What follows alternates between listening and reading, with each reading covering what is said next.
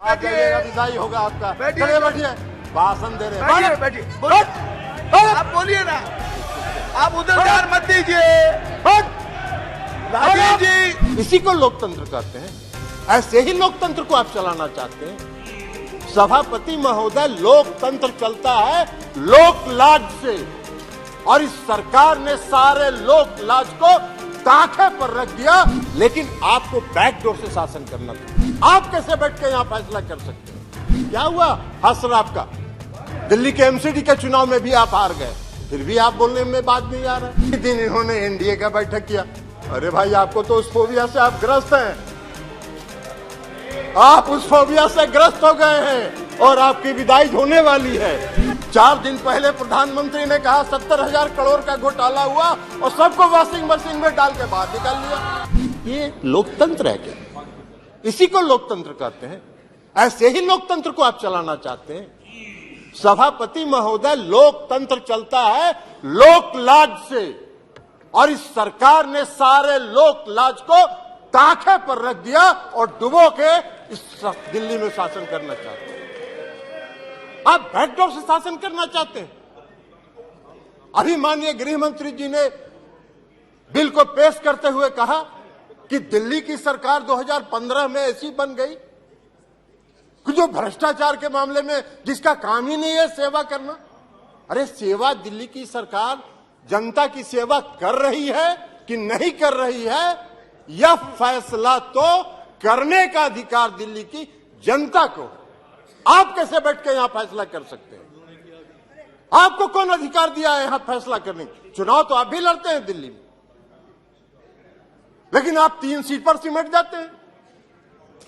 3 seat पर सिमट जाते हैं और उसके बाद भी कहते हैं कि वाह भाई, दिल्ली में जो सरकार है उसको सेवा का काम ही नहीं कर रही है। कौन सा काम आप व्याख्या कर रहे हैं? आपने दिल्ली के एमसीडी को सारे लोगों को मिला के एक एमसीडी किया।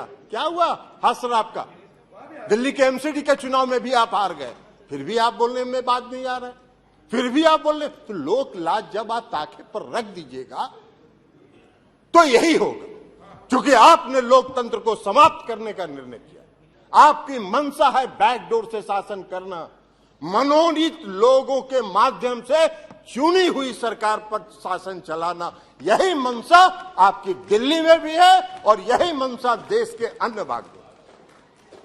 ये कौन सा शासन आप चला, कौन सा लोकतंत्र स्थापित करना चाहते हैं? अभी चर्चा कर रहे थे माननीय गृह मंत्री जी, गठबंधन की चर्चा कर रहे थे, इंडिया की भी चर्चा कर रहे थे। अब इंडिया का फोबिया तो उनको समा गया है, इसलिए कि आज तक तो कभी इन्होंने एनडीए की बैठक नहीं की। आज तक कभी नहीं हुआ था। लेकिन जिस दिन इंडिया की बैठक मंगलोर में हो रही थी, उसी दिन इन्होंने एनडीए का बैठक किया। अरे भाई, आपको तो उस फोबिया से आप ग्रस्त हैं। आप उस फोबिया से ग्रस्त हो गए हैं और आपकी विदाई होने वाली है। तो इसलिए भ्रष्टाचार की बात कर रहे हैं। बैठिए ना बाबा, आप जाइएगा, विदाई होगा आपका। चलिए बैठिए, भाषण दे रहे हैं। बैठिए, आप बोलिए ना, आप उधर ध्यान मत दीजिए। राजीव जी, राजीव रंजन जी, उधर ध्यान मत दीजिए। Address the chair only, address the chair only. केवल आपकी बात रिकॉर्ड में जा रही है, किसी अन्य की बात रिकॉर्ड में नहीं जा रही है। आप please address the chair and please सभापति and try to conclude also please. अभी सभापति महोदय माननीय गृह मंत्री जी चर्चा कर रहे थे, पेश करते हुए उन्होंने कहा कि दिल्ली में बहुत भ्रष्टाचार हो गया है, भारी भ्रष्टाचारियों का जमा हो गया है। महाराष्ट्र के बारे में उन्होंने चर्चा नहीं की। 4 दिन पहले प्रधानमंत्री ने कहा 70,000 करोड़ का घोटाला हुआ और सबको वॉशिंग मशीन में डाल के बाहर निकाल लिया। अरे वाह भाई वाह, भ्रष्टाचार की परिभाषा कर रहे हैं और देश देख रहा है। आपको भी गृह मंत्री जी, पूरा देश देख रहा है कि कौन से भ्रष्टाचार की आप व्याख्या कर रहे हैं और कौन सा भ्रष्टाचार पर आप नियंत्रण करना चाहते हैं। भ्रष्टाचार का भय दिखाकर अपनी राजनीतिक बात पूरी कीजिए जी। इसलिए चिंता मत करिए, धन्यवाद। जनता देख रही है आपको भी। 2024 में आपका भी फैसला जनता कर देगी।